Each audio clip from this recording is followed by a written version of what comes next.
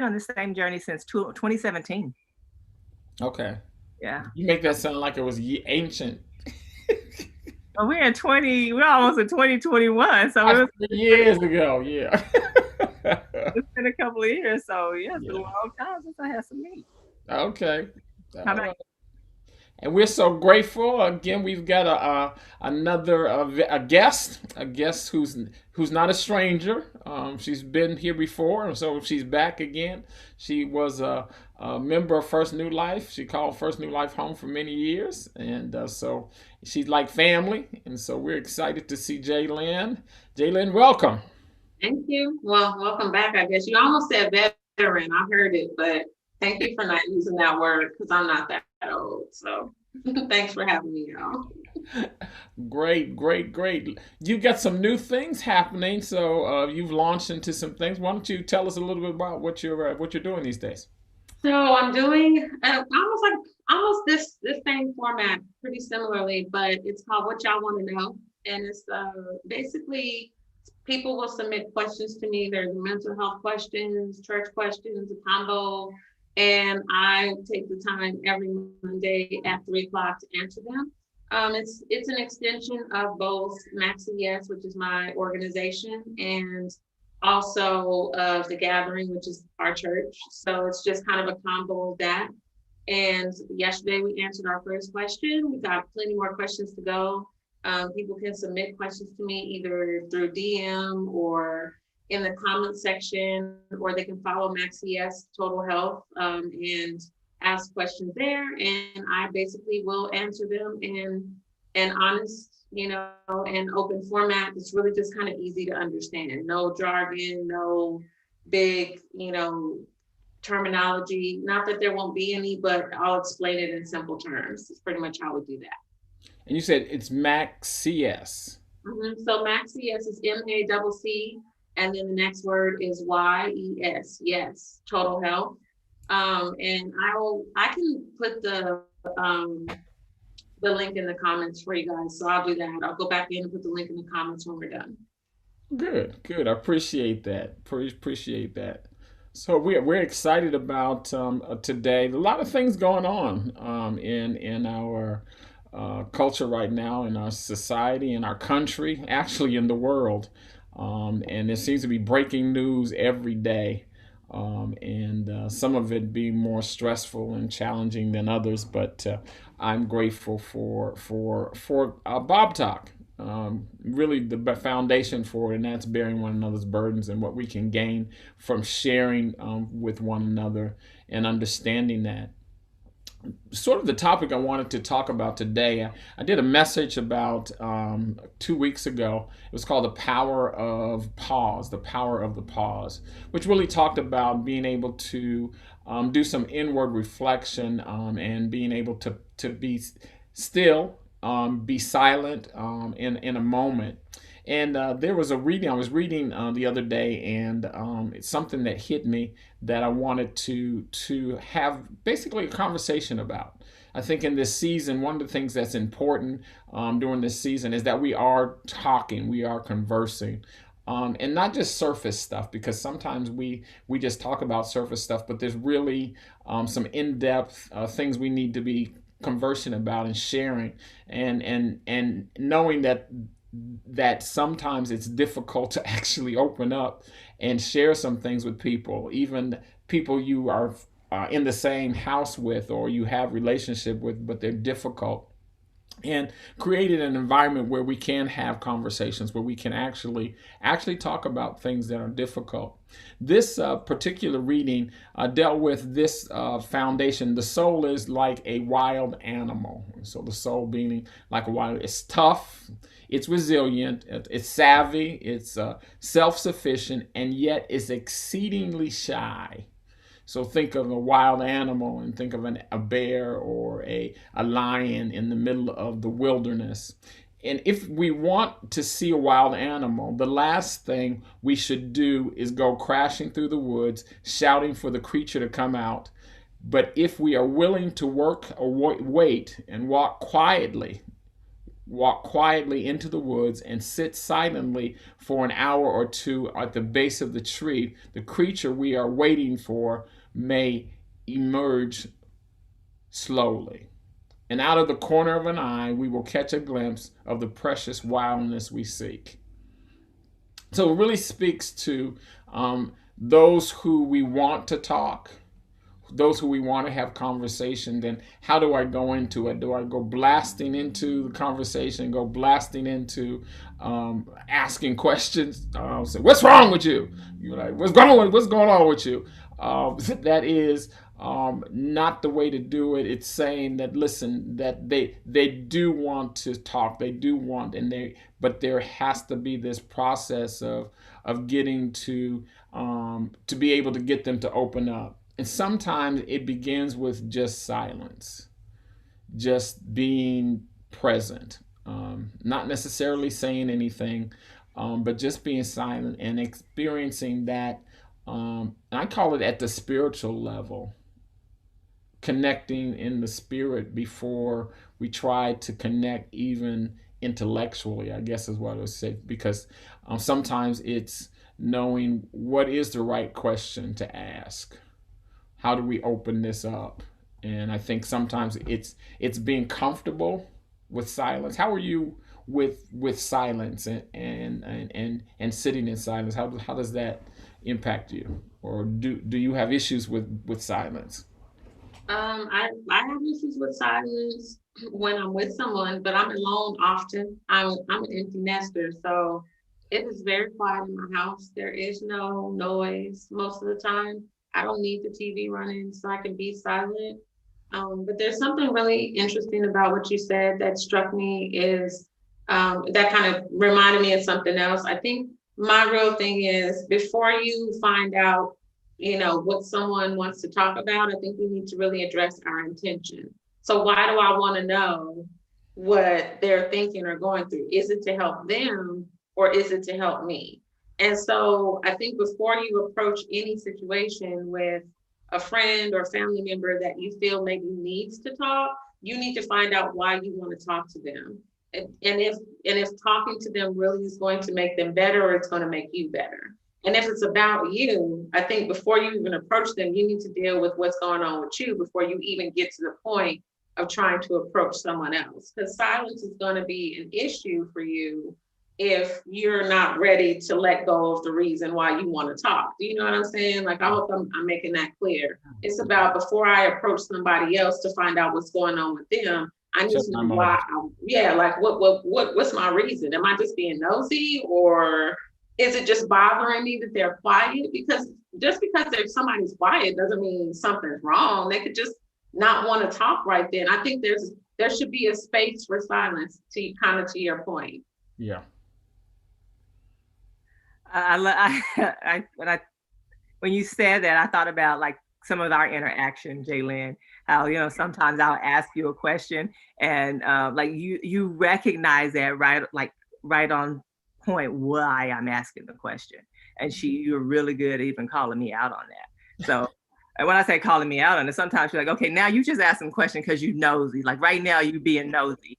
Or, she'll tell me I'm being nosy. Or she'll like, okay, look, I didn't call you because I need you to counsel me or anything like that. So you do enough work. So that's why I didn't say anything about you when it was going to you about it when it was going on, because I knew you would go into work mode and it wasn't about work mode. So I love the fact that you truly you practice that. You actually practice that. So I had to point that out. So I thought that was funny because I experienced that with you. I do that all the time. It's not to be mean. It's because when people come to me and they ask me too many questions at once, especially if I'm in a space of emotional like instability, I'm already emotional. You come to me asking me a whole bunch of questions because you're nosy, it's just gonna make me angry. And I definitely don't want to talk to you after that. So what I really say that I can't control why someone wants to come ask me questions. I can only control how I respond to them. But when I go to somebody else, I need to check my own intentions, because sometimes I'm not even trying to find out because I'm trying to help them. I just want to know, like, because you look so sad? Like, what's the reason? And if it is because I'm being nosy, I feel like there's nothing wrong with that. Sometimes you are a little bit nosy, but acknowledge that, because then when your intentions are clear, then people don't feel bombarded and overwhelmed with you just coming to them, start talking and asking questions. I know Trina just asks questions because she wants to know things. Sometimes she want to help.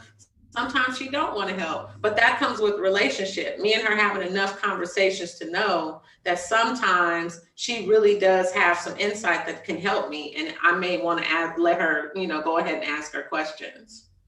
I think one of the things, I have a friend that tells me I'm obsessed. I'm a question. I question obsessively. Yeah, you So I'm do. always asking, and so I ask questions, and normally when I'm asking the questions are not to draw information out for me, but to get an individual to think a little deeper about their own selves and what's going on with them. I heard it put this way, that some of the answers that we're looking for, some of the decisions, and some are within us, that we already have the answer, they just need to be drawn. And so I feel like people are sometimes wells of information that they don't realize that they are a well, and that they have information that they can use themselves. I don't know if you've ever had experience, but sometimes I'll be talking and I'll say, "Where did that come from?" Right? And it's because it came out of you. It came out of your experience. It came out of what you've done, or something has, and you sort of overlook it, right? Because it goes back to the power of the pause. Because you've just rushing so fast until you don't realize that you have something within you that you could use, right? And so sometimes that's I think that's my perspective. And and getting to know an individual, when we think about how do I get to know you, how do I get to know how you think, or how you perceive things, and that is sometimes the questions. Now the challenge is, again, going back with our analogy of the going into the woods, is that you just can't rush in with a whole lot of questions, because they're defensive, they're timid, they don't really know you, they don't really understand where you're going from. I know that, and many what you identify, Jalen, is somebody asks you a question, you're like, why do you need to know that? What are you trying to find out? And so you need to know, how do I come to that point of being able to ask questions that are that spur a conversation, and spur even within myself. Sometimes it's that I need to express some things, and I don't have words for it, I don't have language for it, and you may be able to help me. Yeah, I There's think some question. I don't know. I think about my mom all the time. We talking about Sis McCoy. Okay. Shout out, she listening. But she asks a lot of questions because she needs to have a clear understanding of whether or not I've thought out everything. I think, Aubrey, you kind of alluded to that's how you ask questions, and that's great. But sometimes I don't want to answer questions, and so I personally had to learn that there are some people that you deal with when you just want to tell what you are experiencing, because I need to talk through my own stuff. I don't need you asking me questions that I'm not ready for. And so when we talk about like asking and listening and waiting, like when you're the person being questioned, you need to be able to say, I'm not ready for those questions yet. And when you say that to people, they're like, oh, okay, because they're already, because people who are asking questions are kind of putting themselves in this thought pattern. And you're asking a set of questions because you're trying to get a very clear understanding of the situation at hand. I already have that. I'm in the middle of the situation. I know what's going on with me. And maybe I don't know the complexities and the depths, and I haven't gone through all of that analysis. However, I don't really always, I'm not ready to go through analysis all the time. Sometimes I just need to tell you what happened and how I'm feeling for you to be like, oh, okay, all right, all right. Well, And I agree with you. I think one of the things that I did not say, that probably was there, is that being okay with not getting an answer. mhm. So it's sort of like, you know what, I don't have an answer for that, and I'm okay with that. Yeah, It's sort of saying, in some ways, it's sort of like, yeah, I need to give that some thought. And that's fine. But I think we have to, again, going back to which side of the conversation am I on? am I on that side of the conversation where if I'm just trying to draw you into a conversation, basically to think about some things, then I'm okay with you not answering. Um, and I don't take offense that you don't answer, because I'm not trying to get, draw this deep thought out of you, because I don't know that you know it. Right. I don't, there is no right or wrong answer. So and so knowing that it is just an opportunity to converse, to connect on another level, and sometimes I'll ask a question I don't even have the answer for. Right. you know, When you it comes know, to and I'm okay with that, because I don't know. I'm wondering if you thought. Have you ever thought about this? I don't know. I really haven't. Okay, well, we're both in the same boat, right? And it's okay. And I think being okay with having that kind of because I think we've become as people, because I think about even with our Thanksgiving. With Thanksgiving, it was just the four of us: my sister, my wife Linda, and my mom. It was just the four of us, which is really different, right? And so we start identify. So what do we do? Well, mom hadn't been over here in a while, and so she saw some. She said, and so she has some dementia. She'll tell you, she's like, and I told her, I said, anybody who can identify that they don't remember is in good shape.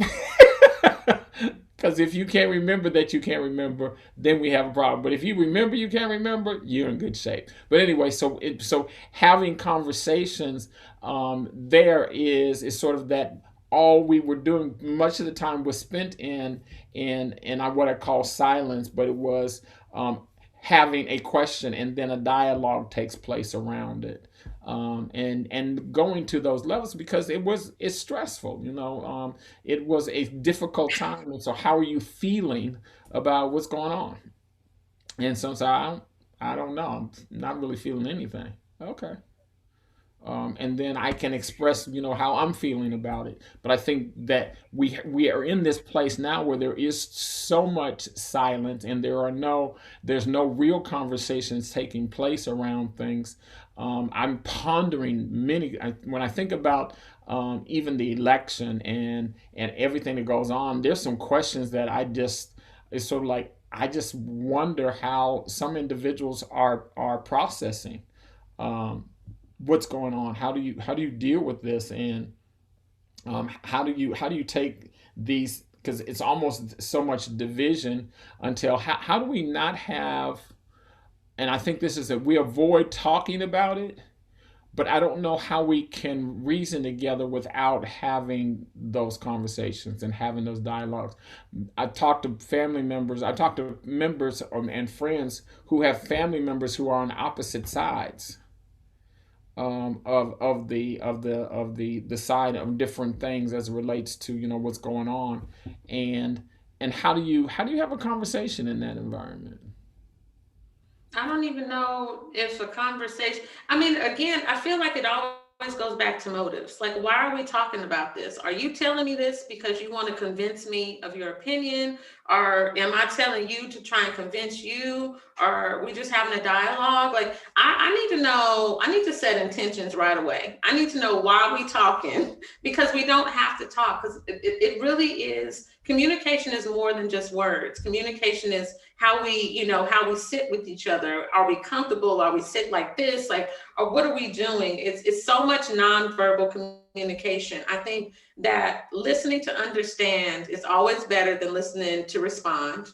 But I think that we need to set intentions before we have conversations. Because if intentions are not set and we don't know why we're even talking, then we're just running our mouths and wasting energy and time. There are conversations that really need that. You can have those shoot the breeze kind of conversations where y'all talk about nothing. Hey, I'm all for those.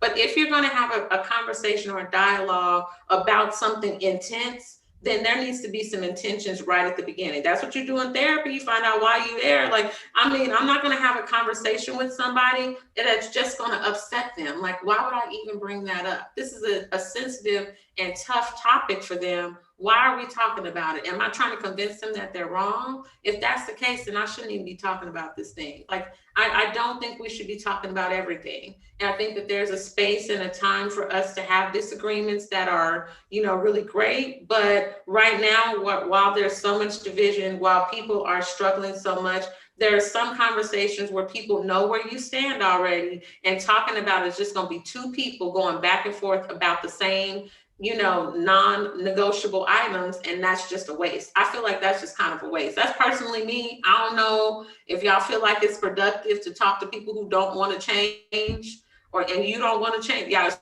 two stubborn people going like this. Like, no, I don't want to do that. Like, I really want our time to be worth it. I want us to gain something from each other. I want us to edify one another, to lift each other up. And if we ain't talking to do that, then don't call me. I think one of the things, and where I would add to that though, is sometimes people just want to be heard. And we talked about it last week, which was seek to understand before you try to get understood. Mhm. And so sometimes people just want to be understood. It's not that they want to change you or you want to change them. It's just, I just want to be heard. I just, you're sort of like, that, can I just, process this out loud? Is it okay that I process it out loud? You don't have to respond. You don't have to agree. You don't have to disagree. But I just need to process this out loud. But And I that's think, the intention, and that statement alone is an intention setting statement. I don't really need you to agree with me or anything. I just need to say this. So I agree with you. That's perfect, actually. because I think especially when it comes to some of traumas, some grief, it's sort of that, and it's so funny, you're going through and you're like crying, and the last thing you want to hear is somebody say, "It's okay, you'll be okay." It's like, I don't need you to tell me that. I know it right now. This is just what I'm feeling. I just need to share this, and I don't want you, and I want you to feel comfortable. I want those around me to feel comfortable that they can share it without me trying to fix it, without me trying to restore it and trying to make you whole and trying to make you happy, and sometimes trying to make you sad. It is, and even sometimes trying to make you mad. But I think it's important that we recognize sometimes it is just our spiritual or physical presence that can bring about what's needed, what that means, because it says we can connect, because I can connect with you. Sometimes it's hard to just listen, right? Just listen, and being comfortable with just listening, and not trying to find a scripture or find a quote or something to fix it. That is not very. Listen, I don't need you to carry this for me. I just need you to know that I'm carrying this. Mhm. I like that. Sounds good to me. I mean, I agree. And I think people need to stop pulling scriptures out of their pockets all the time because, first of all, if you're really a scholar, most of the time the scripture's not biblically contextually accurate, but I'm gonna go into that on another day. But a lot of times it's just, you know what? I know Jesus already. Me and him, we talk all the time, but I'm not talking to him right now. I'm talking to you. So can you talk to me? Like, can you have a conversation with me as his representative? That doesn't mean I need you to sit, in loincloth and eat locusts like John the Baptist did. I just need you to sit here. Like, I just need a body to listen to my situation without making any judgment. And I agree with that. There's a space for that. I think people need to kind of feel comfortable having a conversation and knowing that you're actually listening actively. Because Right. listening is a skill, and we forget that. We think if we hear what's going on, then that's listening. That's not the same. Listening takes work, it takes energy. Like, it'll make you tired. If you really listen to a person when they talk, you might be sleepy when it's over. And that's important. Those real active listening skills are going to take place sometimes. You have to put yourself in a position ready to listen, and it's harder than it sounds. It's really hard. Like, I mean, I'm talking about it, I say that's what we need to do, but it's not always easy. And I think that people should know that listening take work. It just does. Well, that's what Katrina does for a living. So how do you feel about that, Katrina? Bless your heart. The power of rapport building is in the listening, right? The power of rapport, because a lot of times we have to we ask the questions, but and we're asking the questions, yes, because we want to know, but more importantly, do you know? Do you know why you're here? Do you know what it is that you need? And if not, I want you to think about it. Hmm. Right. So even when asking the question, sometimes it's okay just to say, here's a question to ponder on. You don't have to answer this question right now, but I want you to think about it. It's a question to think about. Sister McCoy do that all the time. Just think about this. And I'm like, yeah. And I be so angry, but she ain't wrong.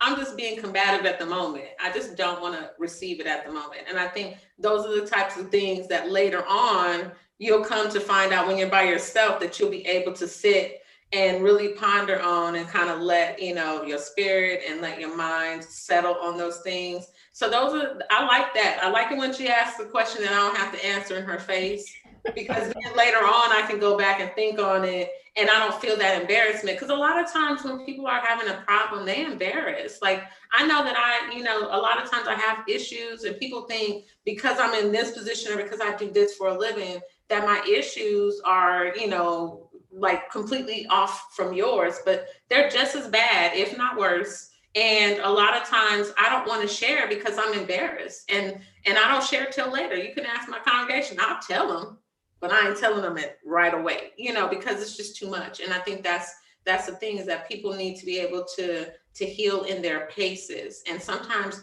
as an active listener, it means letting them talk through those things and maybe asking a question to help them with that process, but not expecting an answer immediately, because sometimes it's just not the time for all that. I think, and that brings up another point of the conversation for me is sometimes some people answer too quickly, Hmm. and I have to tell them, I say, no, no, no, don't answer it, because I can see that you're not thinking about it. You're just giving me off the top, and I don't want, so I don't want the off the top answer. I wanted you to process it, and I think that's important, that we help people say, no, no, no, don't answer it. You're moving too fast. You're, in fact, you're responding because of what you think I want to hear, and I'm not trying to hear. I'm not trying to hear that. I want you to hear yourself. I want you to hear what's deep within you, because sometimes, like you said, there's some things that are just difficult to share with someone else. You just can't blurt it out. It takes some time. You have to process it and think about what the response, and what even my own response sometimes, when I'm looking at scripture and processing and meditating over, well, what is this saying, and what does that really mean to me, and what does that really mean for me to check my motives. If out of my heart flows the issues of life, out of my mouth, out of my mouth, what I speak is coming from my heart. So what do I know about my heart? What do I know about the condition of my heart? And that's not a, let's sit down and I can write it out and give you an answer real quick, because it's ever changing. So I think having that opportunity to slow down, and realize that there are moments of silence, um, that just being quiet. And I think I was just watching a TikTok. I got into TikTok. I don't know if anybody knows that yet, but I got into TikTok, Oh Lord. and it's interesting because it's almost like an ongoing conversation. So people you follow, but there was this woman who got on, and she said her mother died when she was a teenager, I think, or younger, and she said her mother died in December. I think she might have committed suicide or something. Her mother's birthday was in December. So you got Christmas, you got all these. She said, so every time it came to December, she said, I was in mourning. I would just go through this. And she said, I just go through this every year. And so she said, every year I'm just mourning and going through and feeling bad. And everybody else is trying to make me happy, singing carols. And she's like, I don't want to sing no carols. I don't want to do none of that. And so when she got to, so she says on this TikTok, she said, I decided that I was going to have a party this year. It was her decision. It wasn't anybody forcing it on her. She made a decision that I'm going to do something different this year. I'm going to respond differently to this situation versus how I responded differently. That was not something that you can force somebody to do.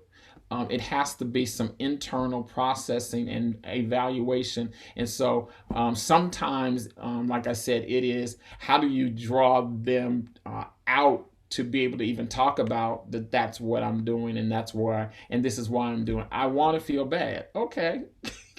that, all right. So and that I'm okay with that. And so I think when people feel like it's okay, you know, when do I stop crying? I don't know. I don't have an answer for you.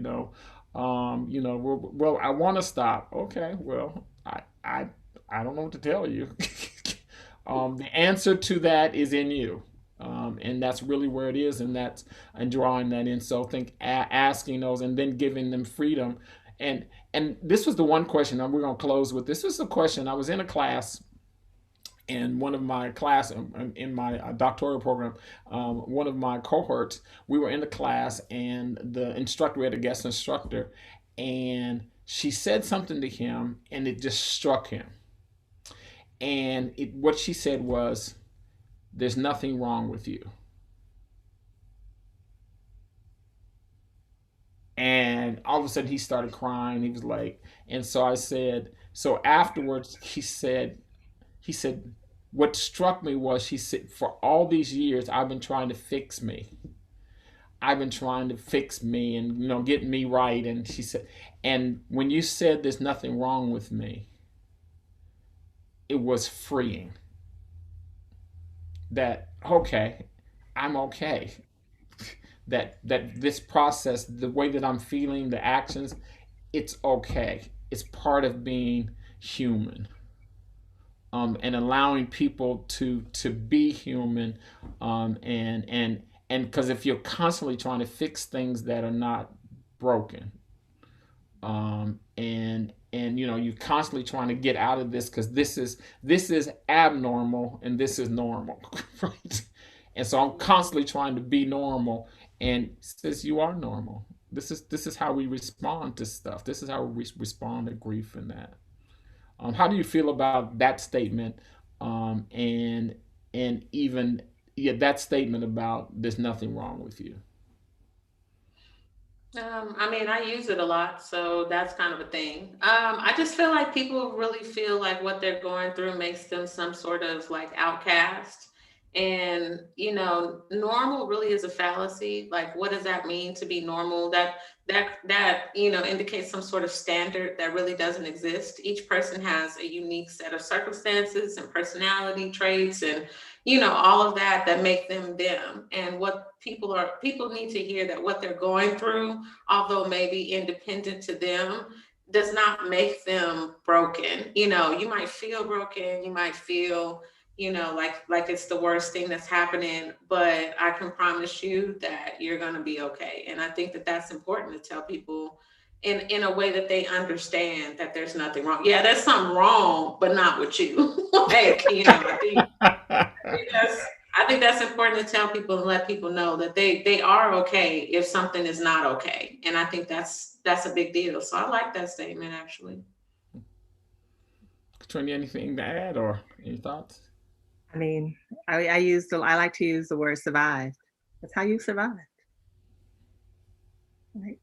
It's survival, and we all are surviving, and we've survived in some way, and you've gotten this far where you are right now using your way of survival. Doesn't necessarily mean we always have like we make the right survival. We have the right survival kit, right? But you've survived, and that is how you survive. Yeah, that's good. All right. Well, thank you so much, Katrina, again, and Jaylen. Thank you, Pastor. And so we're going to ask you if you would close us in prayer and pray That's how for. y'all do me. I gotta do the closing prayer. That's fine. I'll close this out. Tell me when you're ready. Okay, we're ready. All right. Father, thank you for an opportunity to come into your presence and not have to say anything. We thank you that you hear us, our thoughts, our hearts. We thank you for how you move in our hearts and minds and help us to connect with one another. We ask that you would just continue to show us what edification means and show us how listening and hearing and understanding each other plays a part in edifying and lifting each other up. We thank you for this opportunity. We thank you for your gifts and talents. In Jesus' name, amen. Amen. Thank you all for joining us. We will be back next week at 3 o'clock next Tuesday for Bob Talk. Remember, Jay she's on Mondays at 3 o'clock, and she's going to put the information for how to connect with her on the in the chat there. So God bless you. Have a great day.